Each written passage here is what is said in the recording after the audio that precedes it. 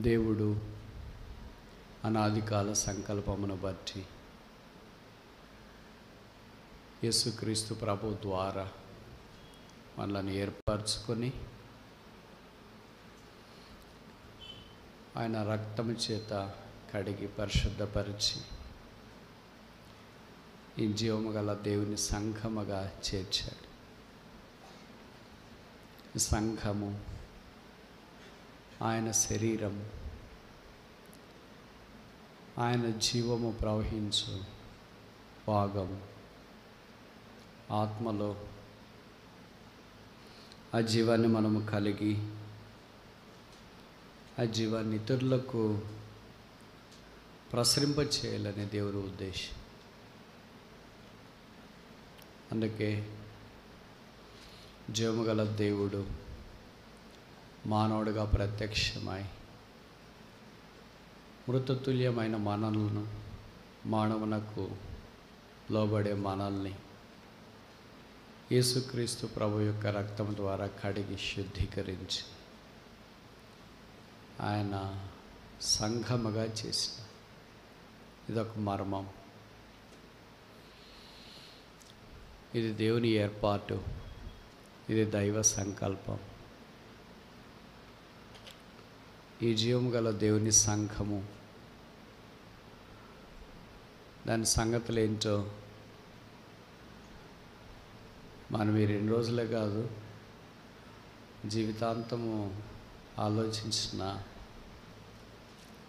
అది అయిపోని ముగింపు కాని సంఘం. అందుకే పౌలు ఎఫెసీలో అన్నాడు, నేను క్రీస్తుని గురించి, సంఘముని గురించి చెప్పుచున్నాను, అది మర్మము. కనుక సంఘము ఒక మర్మం.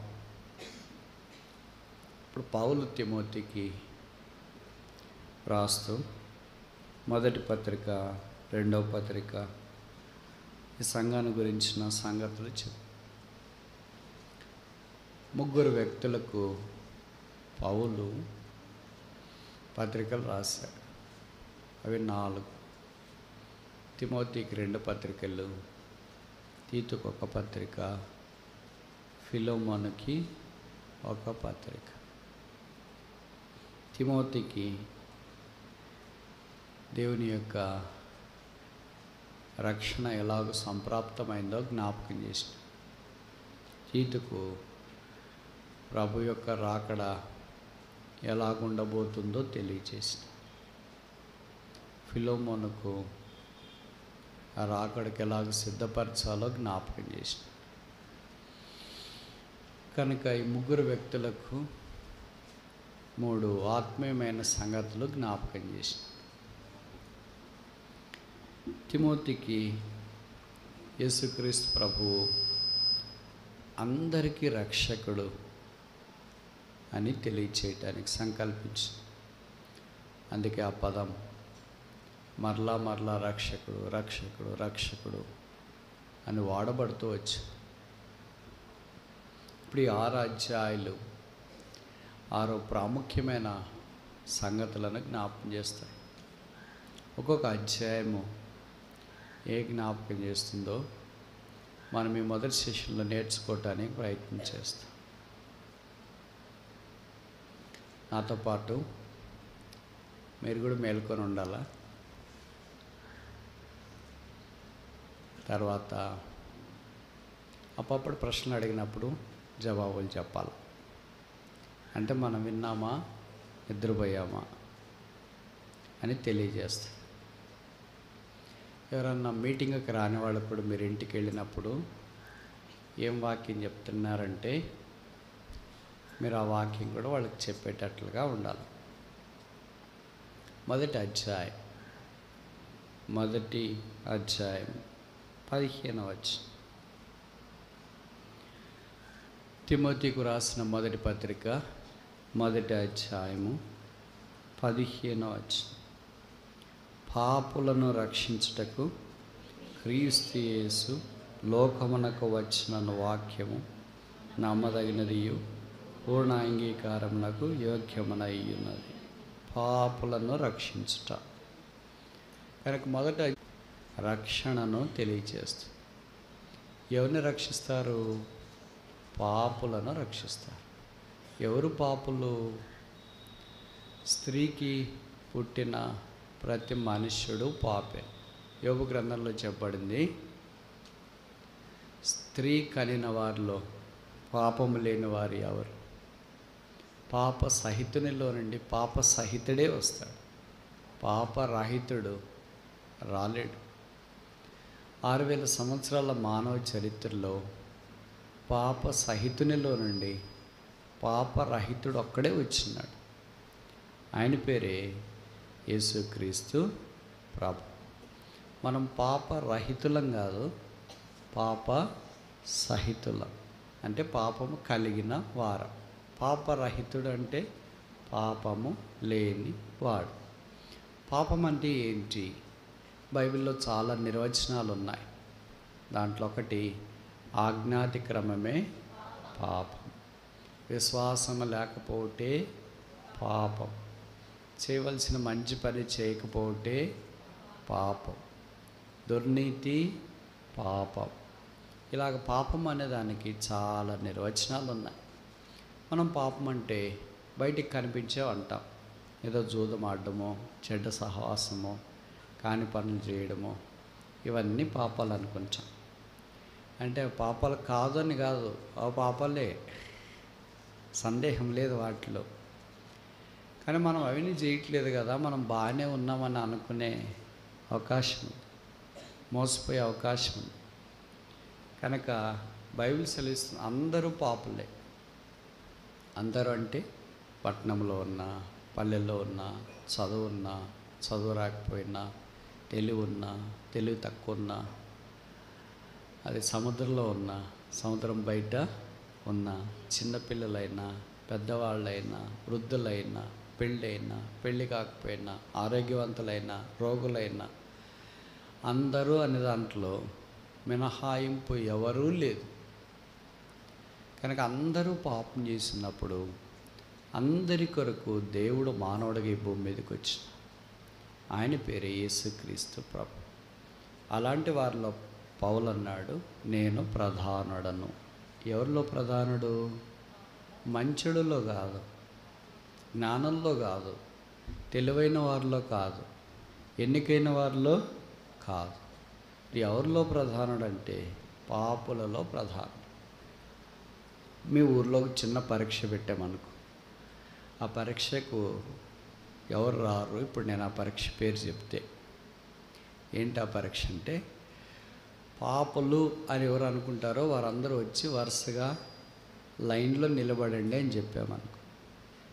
మీకు గవర్నమెంట్ బియ్యం వేసేటప్పుడు లైన్లో ఎలాగ నిలబడతారో, ఎలక్షన్లో ఓటు వేసేటప్పుడు లైన్లో ఎలాగ నిలబడతారో, అలాగ మీలో ఎవరు పాపలో వాళ్ళందరూ వచ్చి వరుసగా లైన్లో నిలబడండి అన్నారు. వచ్చి నిలబడతారా? ఇరుగు పొరుగు రమ్మంటే బహుశా వస్తారేమో, కానీ వాళ్ళ నిలబడలే. వాళ్ళ తర్వాత నేను అనుకుంటా, వాళ్ళు పచ్చి తాగుబోతులు, వాళ్ళు మొదట నిలబడలే. వాళ్ళు మంచి వాళ్ళు మొదట నిలబడలే అనుకో. అందరూ పాపుల తర్వాత నేనే అంత ఇంత మంచివాడు అని అనుకుంటా.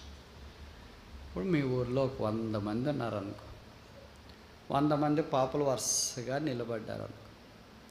వెనక తార్సవాడైన సౌలు అంటే పౌలు నిలబడ్డాడు అనుకో. ఆయన అంటాడు, నేను చివర్లో నిలబడినాను అని మీరు అనుకుంటారేమో, వీళ్ళందరినీ తోసేసి నేనే మొదట వచ్చి నిలబడతా. అప్పుడు మొదటి పాపి ఎవరంటే నేనే. కడసారి పాపిని కాదు, మొదటిసారి పాప. అలాంటి నన్ను ఎలాంటి వాడు పై వచనాల్లో రాశాడు, పూర్వము దూషకుడు, హింసకుడు, హానికరుడు నన్ను దేవుడు కనికరించినాడంట.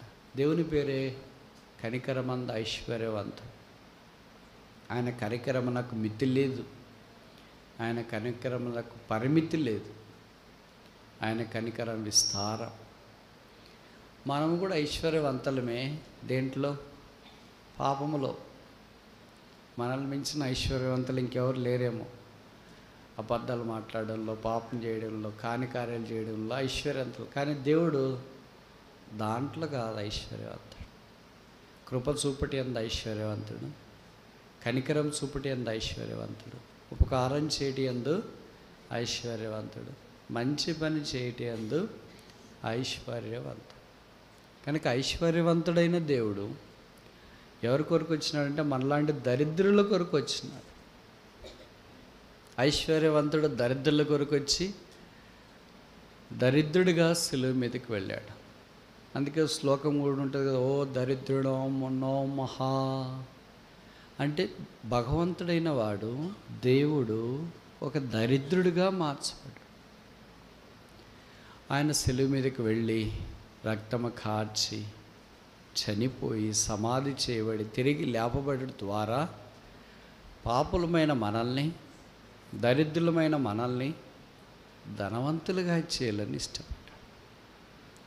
అందుకే యేసు ప్రభు రక్తము ద్వారా మనము కడిగి పరిశుద్ధపరచబడి ఆత్మీయమైన దరిద్రతలో నుండి ఐశ్వర్యములోనికి వచ్చి, అందుకే పౌలు కొరింథీయులకు రాస్తున్నాడు, ఈ మట్టి ఘటములో మహిమైశ్వర్యము ఉంచిన. కనుక ఈ మహిమైశ్వర్యమే యేసుక్రీస్తు ప్రభు. తిమోతి పత్రికలో మొదటి పత్రికలో మొదటి అధ్యాయంలో యేసు ప్రభు అందరికీ రక్షకుడు అని తెలియజేస్తున్నాడు. సేవియర్ ఏమి ఇచ్చినాడంటే రక్షణ, సాల్వేషన్. రెండవ అధ్యాయంకి వస్తా. తిమోతికి రాసిన మొదటి పత్రిక రెండవ అధ్యాయం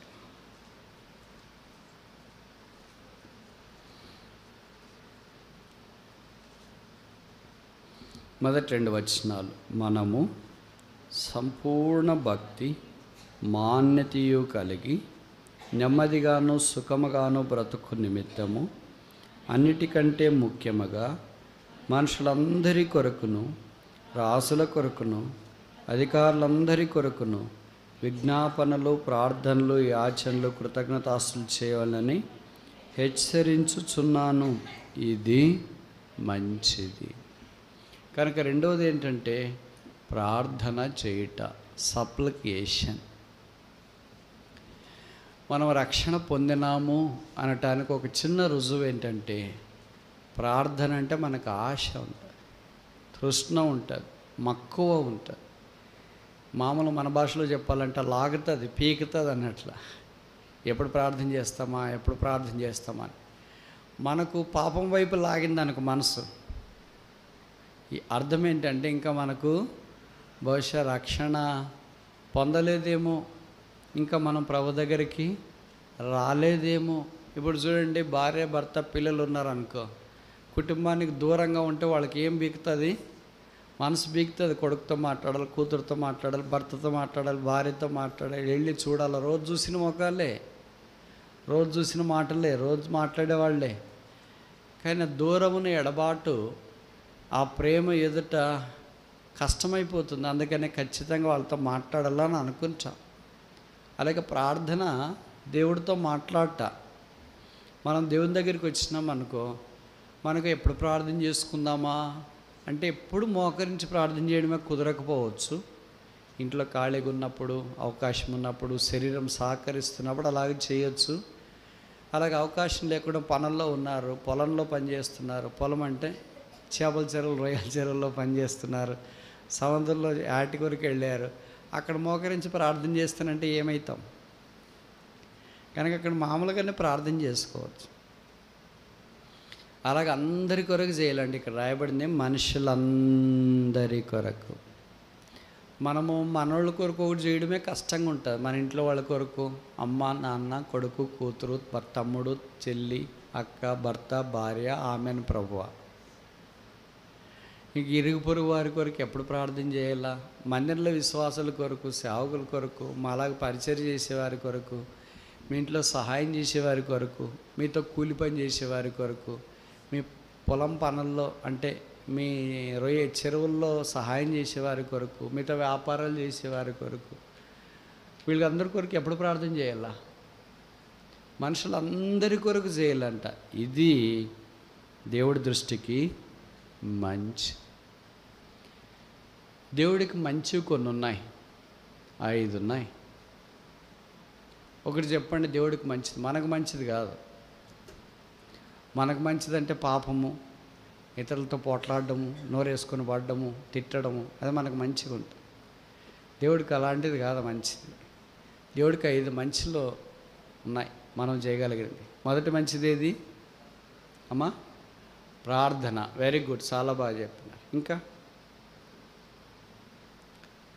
చెప్పండి, మీకు వచ్చు, తెలుసు.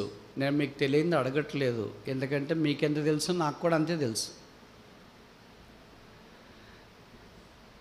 మీరు నిద్రపోకుండా మీ మనస్సు వాక్యం మీద కేంద్రీకరింప చేయటానికి అడుగుతున్నాను, కానీ వేరే ఉద్దేశం కాదు. మనకు మంచివి చాలా ఉన్నాయని చెప్పాను ఇప్పటిదాకా. దేవుడికి కూడా మంచివి కొన్ని ఉన్నాయి. దాంట్లో ఒకటి ప్రార్థన అని చెప్పారు. ప్రభువుకు స్తోత్రాలు. ఇంకా చెప్పండి, ఇంకొకటి చెప్పండి చాలండి అమ్మా. సమాధానం. Very good. ఇంకా వెరీ గుడ్. కీర్తనలు రాసిన మనం పాడుతుంటాము, దేవునికి స్తోత్రము గానము చేయుటయే ఏంటంట ఏంటంట ఏంటంట దేవుడికి కూడా మనం మంచి చేస్తామా? చాలా ఆశ్చర్యం కదా. దేవుడు మనకు మంచి చేసేది మనకు బాగా పరిచయం. ఎందుకంటే ఆయన దేవుడు, ఆయన పేరు ఏంటంటే మంచివాడు. మన పేరేంటి? వెరీ గుడ్, చాలా బాగా చెప్పినారు. మీ పేర్లు మీరు చెప్పుకునే కావడం, మన పేరంతా కలిసి ఒకటే. చెడ్డవారు, పాపులు, దుర్నీతిమంతులు, దౌర్భాగ్యులు, హానికరులు, హింసకులు, ద్వేషకులు, ఇలాంటి పేర్లు ఎన్నెన్న పెట్టవచ్చు. అరికాలు మొదలుకొని అన్నిటి దాకా కొంచెమైనా స్వస్థత లేకుండా గాయములు, పచ్చిపుండ్లతో బాధపడుతున్నవారు, దొంగల చేత దెబ్బలు తిని కొర ప్రాణంతో కొట్టి మిట్టాడుతున్నారు. ఇలాంటి పేర్లు బైబిల్లో చాలా మన కొరకు రాసినారు. కొత్త నిబంధనలకు కూడా ఇవన్నీ మన పేర్లే పెట్టుకోవచ్చు. ఇప్పుడున్న పేరు కాకుండా, ఇప్పుడున్న పేరు ఊరికే పిలవటానికి ఆధార్ కార్డులో. కానీ దేవుని దృష్టిలో సాధారణ మనం పిలిచేది ఇది. కనుక సంగతి ఏంటంటే, ఇలాంటి మనము దేవుడికి కూడా మంచి చేస్తామా? ఆశ్చర్యం కదా. చీమలకే మంచి చేయమే, మనుషులకే మంచి చేయమే, దేవుడికి, మనం సృజించిన దేవుడికి, ఆకాశ మహాకాశాలు పటజాలని దేవుడికి, ఎవడను సమీపింపరాని మహామహిమల అమరత్వం కలిగి తానే అద్వితీయ సత్యదేవుడు అయింది, శ్రీమంతుడు, సకల యుగములకు రాజైన ఆ దేవుడికి కూడా మనం మంచి చేస్తామా? మనం ఏంటి మంచి చేయడం ఏంటి? 5 అడుగుల మనిషి ఏంటి? ఆకాశ మహాకాశాలు పటజాలని దేవుడికి మంచి చేయడం ఏంటి? మన్నకు మన్నే కలిసిపోయే మనిషి ఏంటి? అక్షయుడైన దేవుడికి మంచి చేయడం ఏంటి? భూమి మీద నీడవలే, గడ్డిపోచవలే, ఒక పుష్పం వలె గతించిపోయే మనిషి ఏంటి? సదాకాలం నిలిచి నిత్యము నిత్య నివాసైన దేవుడికి మంచి చేయడం ఏంటి? ఇది ఆశ్చర్యం. కానీ బైబిల్లో రాశారు మనం కూడా మంచి చేయొచ్చు. గొప్ప విషయం కదా. దాంట్లో ఒకటి ఏంటంటే, దేవునికి స్తోత్ర గానము చేయుట మంచి. ఇందాక ప్రార్థన మంచిది. ఇట్లాంటివన్నీ ఏరుకోండి. మీరు చెరువుకి వెళ్ళినప్పుడు చేపలు, రొయ్యలు ఏరుకుంటారు కదా. బయట వడగండ్ల వర్షం పడినప్పుడు వడగండ్లు ఏరుకుంటారు కదా. అన్నీ ఏరుకుంటాం మనం, వాక్యం తప్ప.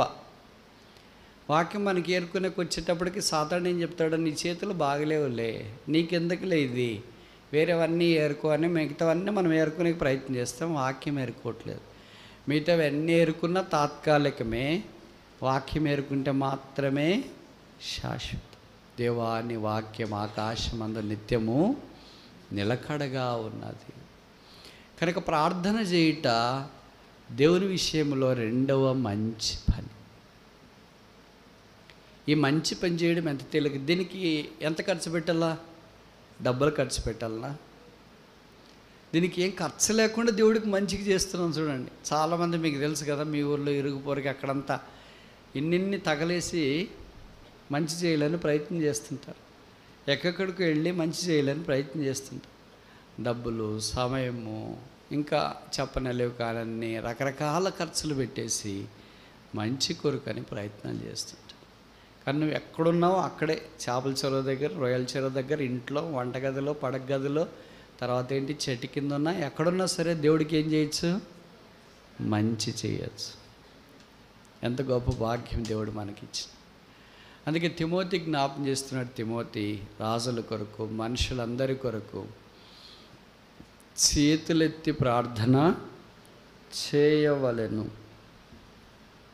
ఎలాగ చేయాలంటే సంపూర్ణ భక్తి. నువ్వు ఒక్కటే చేయని చెప్పట్లేదు. ఏం రాశారు? 2వ అధ్యాయం 1వ వచనం, 1 తిమోతి 2వ అధ్యాయము 1వ వచనం. బైబిల్ చూడగలిగిన వాళ్ళు ఎవరు? మీరు కాదు. మనం అంటే, అందరం అంటే పౌలుతో సహా. పౌలు అంటాడు, నాకేం మినహాయింపు లేదు, నేనేం పెద్ద సేవకుడని లేదా 14 పత్రికలు రాశానని, మీలాంటి వాళ్ళని ఎంతోమంది ప్రభు దగ్గరికి తెచ్చినానని నాకేం మినహాయింపు లేదు. నేను కూడా ఈ మంచి పనిలో భాగస్తుడనే. కనుక మనము సాధారణంగా మేమేం చెప్తుంటామంటే, మీరు వచ్చినారా, మీరు కూర్చున్నారా, మీరు చదివారా, మీరు ప్రార్థన చేశారా, మీరు బోధించినారా, మీరు ఎవరన్నా నడిపిస్తున్నారా, మీరే అంటాం. కానీ మనము ఎందుకంటే మేము మిమ్మల్ని మీతో ఐక్యపరచుకోవడం మాకు ఇష్టం ఉండదు. మేము ఎందుకు గొప్ప వాళ్ళని అనుకుంటూ ఉంటాం. ఎందుకంటే పరిసయ్యులు కదా, పరిసయ్యులు వాళ్ళు మాత్రం గొప్ప, మిగతా వాళ్ళంతా గొప్ప కాదా అని అనుకుంటూ ఉంటారు. పౌలు లాంటి వాళ్ళు ఏమనుకుంటారంటే, మనము ఆయన కూడా కలుపుకుంటున్నారు. భక్తులు కొత్త నిబంధనలో వాళ్ళని కలుపుకున్నారు. మనము అని చెప్పే విషయాలు అర్థమవుతున్నాయమ్మా? ఓకే. 1వ అధ్యాయంలో ఏ విషయం రాశాడు? రక్షణ, సాల్వేషన్. 2వ అధ్యాయంలో ఏం ప్రస్తావించినాడు? ప్రార్థన, సప్లికేషన్. 3వ అధ్యాయం 15వ వచనం, 1 తిమోతి 3వ అధ్యాయము 15వ వచనం. అయినను నేను ఆలస్యము చేసిన యెడల దేవుని మందిరములో, అనగా జీవము గల దేవుని సంఘములో జనులు ఎలాగూ ప్రవర్తింపవలెనో అది మీకు తెలియవలెనని. జీవము గల దేవుని సంఘం, దేవుని మందిరము అని అంటే ఏంటి అని ప్రశ్నిస్తే బైబిల్లో జవాబు రాశారు. బైబిల్ చాలా అందమైంది కదా, ప్రశ్నలు అక్కడే ఉంటాయి, జవాబులు కూడా అక్కడే ఉంటాయి. ఎవరికి? కళ్ళున్న వాళ్ళకి, ఎతికేవారికి, ఆసక్తి ఉన్న వాళ్ళకి. అవి లేని వాళ్ళకి అనుకో, బైబిల్లో అన్ని ప్రశ్నలే ఉన్నాయి, నాకు ఏం అర్థం కాలేదు, అర్థమైతే మీరన్నీ చెప్పండి అని మనం వేరే వాళ్ళని అడుగుతూ ఉంటాం. అంటే అర్థమేంటి? మనకి ఎదగటానికి కుదరట్లేదు, కళ్ళు కనపడట్లేదు, హృదయం ఇష్టపడట్లేదు అని అర్థం. ఇక్కడ దేవుని మందిరము ఈజ్ ఈక్వల్ టు జీవము గల దేవుని సంఘం. ఈ దేవుని మందిరం అనే మాట బైబిల్లో మొదట ఎవరు వాడారు? దేవుని మందిరము అనే మాట బైబిల్లో మొదట యాకోబు వాడాడు. ఆదికాండము 28వ అధ్యాయం 16, 17 వచనాల్లో మనకు యాకోబు వాడినట్లు ఇది దేవుని మందిరమే. మొదట అబ్రహాము వాడలేదు, ఇస్సాకు వాడలేదు, హనోకు వాడలేదు, నోహ వాడలేదు, హేబెల్ వాడలేదు. ఎవరు వాడారు? యాకోబు వాడారు. ఇప్పుడు మనం దేవుని మందిరము అని చెప్తే మనకు చెప్పటానికి హేతు ఉంది, అవకాశం ఉంది. ఎందుకంటే పెద్ద కట్టడం కట్టారు, వాక్యాలు రాశారు, చాలామంది విశ్వాసులు ఉన్నారు, సేవకులు ఉన్నారు, పెద్దలు ఉన్నారు, పిల్లలు ఉన్నారు, వృద్ధులు ఉన్నారు, మైకులు ఉన్నాయి, లైవ్ స్ట్రీమ్ ఉంది, ఇవన్నీ ఉన్నాయి, ఆదివారం బల్ల ఉంది, అన్నిటికంటే మనకిష్టమైన కానుక పెట్టుంది. కనుక ఇప్పుడు దేవుని మందిరము అని అంటే నిజమే అని అనుకుంటా.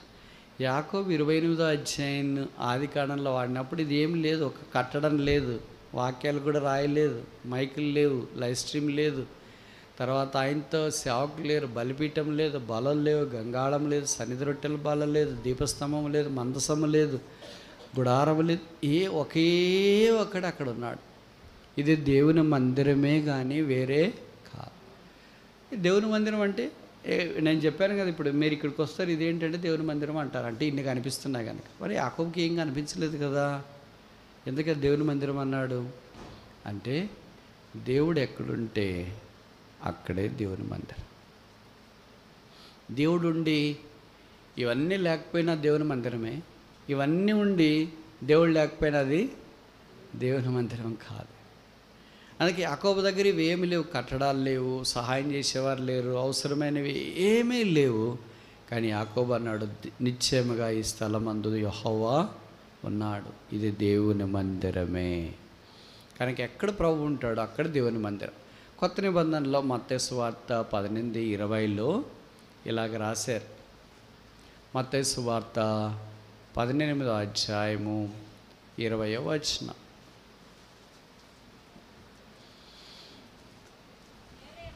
ఏలైనగా 2-3 నా నామమున ఎక్కడ కూడియుందురో అక్కడ నేను వారి మధ్య ఉండేదను. ఇది దేవుని మందిరం కొత్త నిబంధనలో. స్థలము ప్రాముఖ్యమని కాదు, అది దోణిలో ఉన్నా, ఓడలో ఉన్నా, బోట్లో ఉన్నా, చెట్టు కింద ఉన్నా, పొలం దగ్గరికి వెళ్ళినా, చేపల చెరువుల దగ్గరికి, రొయ్యల చెరువు దగ్గరికి వెళ్ళినా, బస్సులో పోతున్నా, రైల్లో పోతున్నా, విమానంలో పోతున్నా, ఎక్కడైనా దేవుని మందిరం అంటే ఇంత పెద్ద కట్టడమే ఉండాలని అనలేదు, మైకులే ఉండాలా, మనుషులే ఉండాలని లేదు. 2-3. దేవుని మందిరానికి కనిష్ట సంఖ్య ఎంత, గరిష్ట సంఖ్య ఎంత? ఎంతమంది అన్నా కావచ్చు. 2-3 అని ఎందుకన్నారు? 4-5 అనొచ్చుగా, 5-6 అనొచ్చుగా. 2-3 అని ఎందుకన్నారు? దేవుడికి ప్రతి దాంట్లో ఒక ఉద్దేశం ఉంటుంది. ఆయన ఉద్దేశం లేకుండా ఏం చేయడు. ఇప్పుడు నన్ను ఒక విషయం చెప్పనా? యోహాను సువార్త 2వ అధ్యాయంలో గలిలయలోని కానాలో వివాహం జరిగింది. ఆ పెళ్ళి ఎవరిదంటే బహుశా అపోస్తలుడైన యోహానుది అయి ఉండొచ్చు అని బైబిల్ పండితుల అభిప్రాయం. అంటే ఆ గ్రంథకర్త ఆయన యేసు ప్రభువుకు బంధువు, కజన్ అవుతాడు. అంటే 2 అమ్మోళ్ళు, అక్క చెల్లెళ్ళు. యేసు ప్రభు యొక్క భౌతిక తల్లి అయిన మరియమ్మ. యోహాను అమ్మ పేరేంటి? ఏం పేరమ్మా? సలోమి కదా, అవునా కదా? మర్చిపోయారా? అక్క చెల్లెళ్ళు. కనుక బహుశా యోహాను పెళ్ళయింటే వాళ్ళు పిలిచినారేమో, వాళ్ళ అమ్మగా యేసుప్రభువుగా అమ్మగారిని మరియమ్మని ముందే పిలిచినారంటే, మనం ముందే దారముడు పోయే వాళ్ళందరినీ పిలువము, మా ఇంటికి రండి పెళ్ళికి అని. ఎవరిని పిలుస్తాం ముందే? దగ్గర వాళ్ళు, చిన్నమ్మ పెద్దమ్మ వాళ్ళు, వీళ్ళని అక్క అన్న చెల్లి వాళ్ళు పెళ్లి రోజు వస్తామంటే రావద్దులే పెళ్లి రోజు అంట, రావద్దులే అని వాళ్ళని అంట. అదే వేరే వాళ్ళు మేము పెళ్లి రోజు వస్తామంటే రండి భోజన సమయానికన్నా రండి అంట. ఇప్పుడు మీ అన్న అక్క తమ్ముడు చెల్లెలు అట్లా అన్నారనుకో, మీరు పెళ్ళికి పిలిచినప్పుడు మేము పెళ్లి రోజు వస్తాములే అని అంటే భోజనానికి రండి అంటామా? నిజంగా ప్రేమను వాళ్ళు రావద్దులే, ఆ రోజు కూడా రావద్దు, రమ్మని ఎవరు చెప్పారు? నిన్ను ఇంకా పోట్లాడతాం. మాకెవ్వరు లేరులే, నాకెవరు తోబుట్టులు లేరు, చిన్న లేరు, పెద్ద లేరు, నేను ఇట్లే పుట్టినా, మా అమ్మ నన్ను ఇట్టే తెచ్చింది, ఎవరు లేరు, ఇది ఒక కార్డు తీసుకో, ఇంక రాను అని పోట్లాడి ఇంక ఇంటికి వచ్చేస్తే వాళ్ళు వెంటనే మా వెనకే వచ్చింటారు. వాళ్ళు ముందు వస్తారు, సహాయం చేస్తారు, అన్ని పనుల్లో వాళ్ళు బాధ్యత వహిస్తారు. అందుకే మరియమ్మ గారికి కూడా ముందు వచ్చిందంటే బహుశా వాళ్ళ చెల్లి కొడుకు పెళ్ళి కదా, అందుకనే ముందు వచ్చిందేమో. ముందు రావడమే కదా, ఆమెకి బాధ్యత అప్పగించినారు. దారంబడి వాళ్ళందరికీ మనం పెళ్ళిలో బాధ్యత అప్పగించమే. షామానాలు చూసుకో, వంటలు చూసుకో, తర్వాత ఏంటి వచ్చిన వాళ్ళు గెస్టులకు చూసుకో, ఇంకెవరైనా మనలాంటి వాళ్ళు వస్తే ఆ సేవకులందరూ వచ్చింటారు లేదా విశ్వాసులు వచ్చింటారు, వాళ్ళందరికీ కవర్లు ఇస్తున్నా, అందరికి గిఫ్ట్లు ఇవన్నీ ఇస్తామా? మన ఇంటికి మనకు బాగా నమ్మకమైన వాళ్ళకి చెప్తాం ఆ పనులన్నీ. అందుకే మరియమ్మ గారికి ఒక పని చెప్పినారు. ఏం పని? భోజన సామాగ్రి అంతా నువ్వే చూసుకోవాలి, ఎక్కువైనా నీదే తక్కువైనా నీదే అని. అందుకే ద్రాక్షరసం అయిపోయింది, ఈమె బాధ్యత కదా. అయ్యో అయిపోయిందని ఈమె దగ్గరికి వచ్చి చెప్పినారు, అక్క ద్రాక్షరసం అయిపోయిందా, మరి ఏం చేయాలా? అందుకని ఆమె యేసు ప్రభు దగ్గరికి వచ్చి చెప్పి, వేరే వాళ్ళు ఇప్పుడు మనం ఒక పెళ్ళికి వెళ్ళి ఉంటాం అనుకో, మనం వెళ్ళుకో చెప్పినాం అన్నం అయిపోయిందా అంటే ఆయన పట్టించుకొని కూడా పట్టించుకోడు. ఎందుకంటే మనం దానికి సంబంధం లేదు, ఉండింది తినాలా లేకపోతే రావాలని. అదే మనం దాంట్లో చూసేవాళ్ళం అనుకోండి, అన్నం అయిపోయింది, రసం అయిపోయింది, ఏదైపోయిందనో వాళ్ళు తీసుకొని వస్తాం.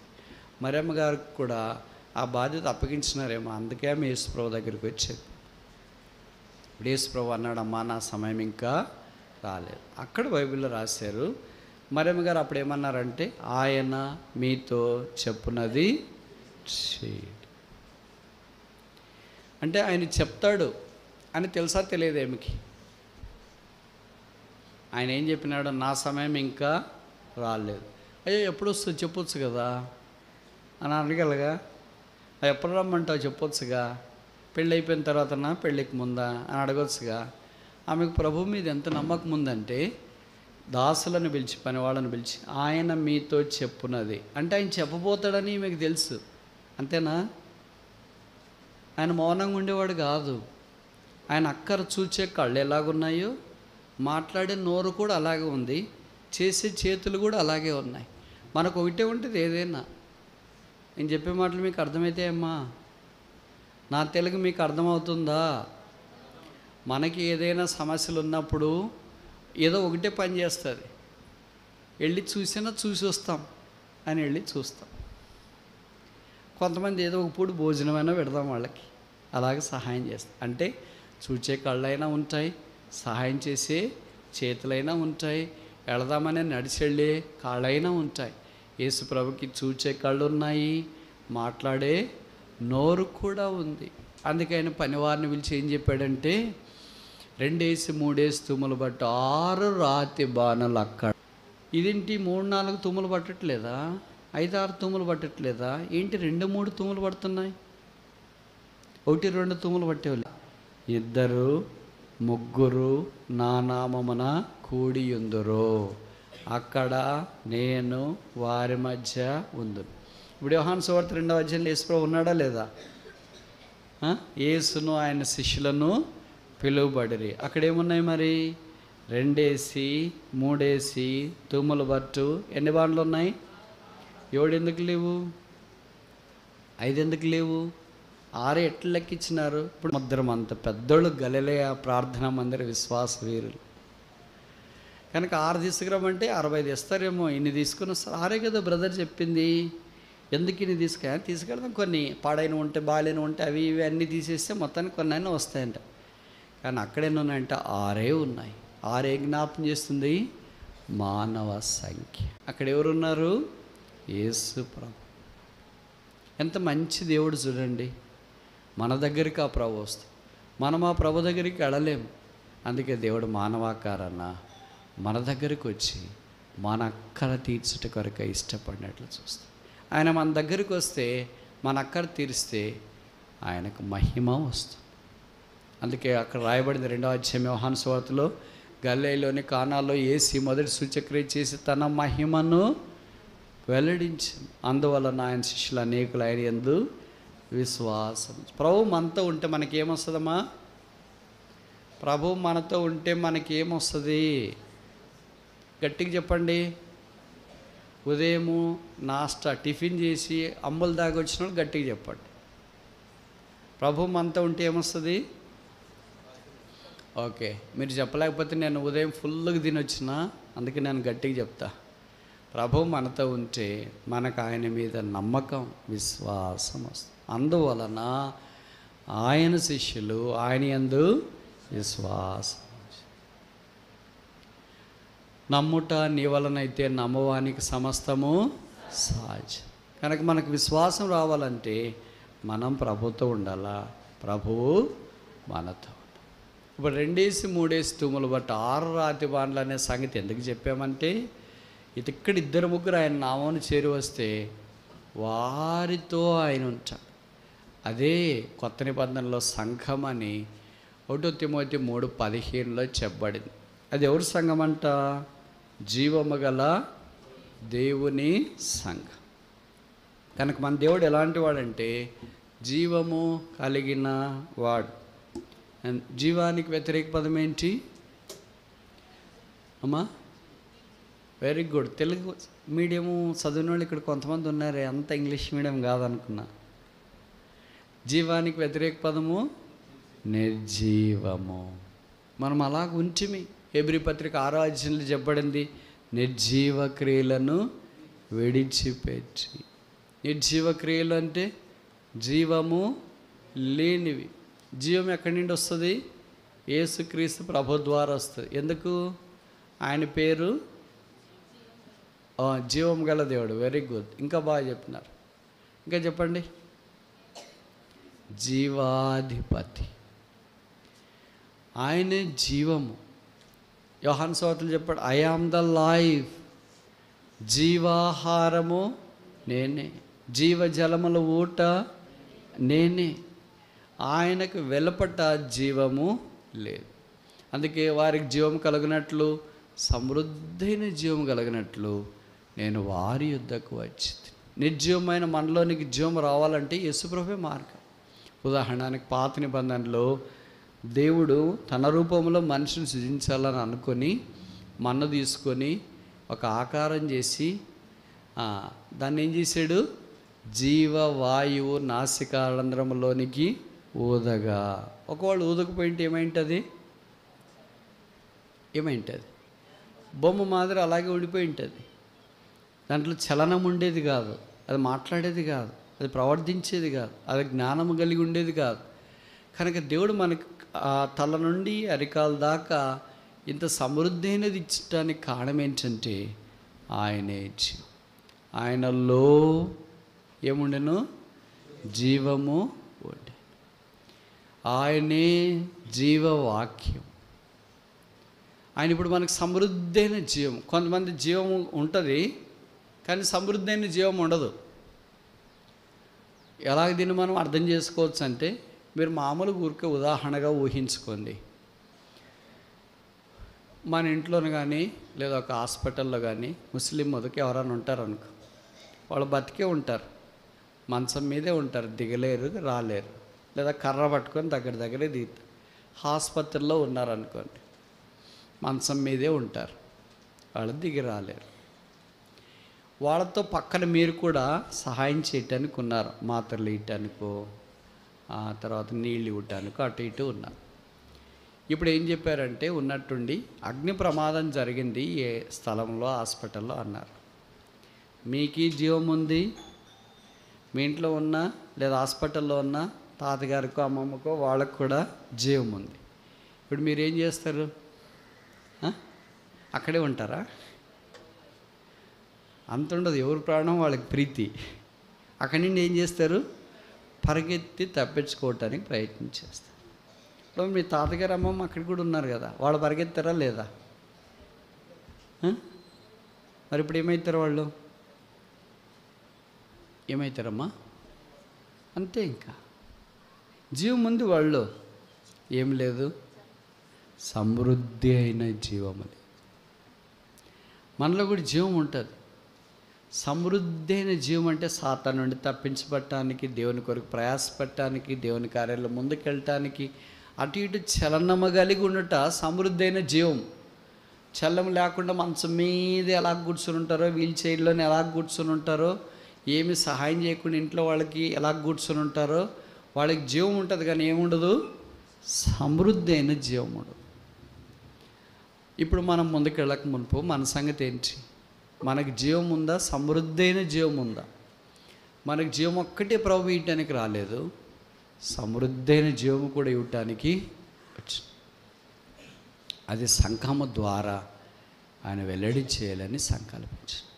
అందుకే మనం ఇలాగూ చేరి వచ్చినప్పుడు యేసు ప్రభు యొక్క వాక్యములో నుండి ఆ జీవము ప్రవహిస్తుంది. మొదటి అధ్యాయం తిమోతి పత్రిక సాల్వేషన్, రక్షణను గురించి మాట్లాడుతుంది. రెండవ అధ్యాయము ప్రార్థన, సప్లికేషన్. మూడవ అధ్యాయము సంఘము, శాంక్చురీ, పరిశుద్ధ స్థలం. నాలుగో అధ్యాయం చూస్తామా, తిమోతికు రాసిన మొదటి పత్రిక 4వ అధ్యాయం.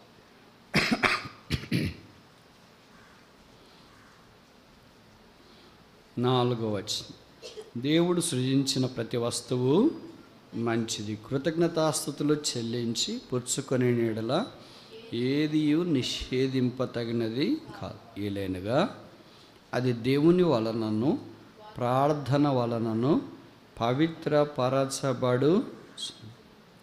కనుక నాలుగవది ఏంటంటే శాంక్టిఫికేషన్, పరిశుద్ధపరచబడుట, పవిత్రపరచబడుట. ప్రభు మనకి ఇచ్చేవన్నీ పరిశుద్ధమైనవే, ఎందుకంటే ఆయన పరిశుద్ధమైన వాడు. ఆయన ఇద్దరు నుండి వచ్చిందంతా పరిశుద్ధమైనదే. శంకులో నుండి వస్తే ఏమంటాం, తీర్థము అంటాం. చెంబులో నుండి వస్తే ఏమంటాం, నీళ్ళు అంటాం. కనుక ప్రభువారు ఆయన యుద్ధ నుండి మనకు ప్రవహించేదంతా తీర్థం అంటే శ్రేష్టమైనది అని, విలువైనది అని, కోరదగినది అని, మంచిది అని, అభిలషించదగినది అని, ఆపేక్షించదగినది అని అర్థం. కనుక ప్రభు యేసుక్రీస్తు ప్రభువులో నుండి మనం పొందేదంతా అలాగే ఇవ్వాలని దేవుడు కోరుతున్నాడు. ఆ దినాల్లో కొంతమందికి ఇలాగ అనుమానాలు ఉండేవి. ఇది తినొచ్చా, ఇది తాకొచ్చా, అక్కడికి వెళ్ళొచ్చా, వాళ్ళతో మాట్లాడొచ్చా. నేను చెప్పే మాటలు మీకు అర్థమవుతున్నాయి కదా, ఇంతకంటే ఎక్కువ విశదీకరించి చెప్పలేను. లైవ్ స్ట్రీమ్ ఉంది, పైన ఉంది, అన్నీ ఉన్నాయి కనుక అలాగ చెప్పడం వల్ల పడదు.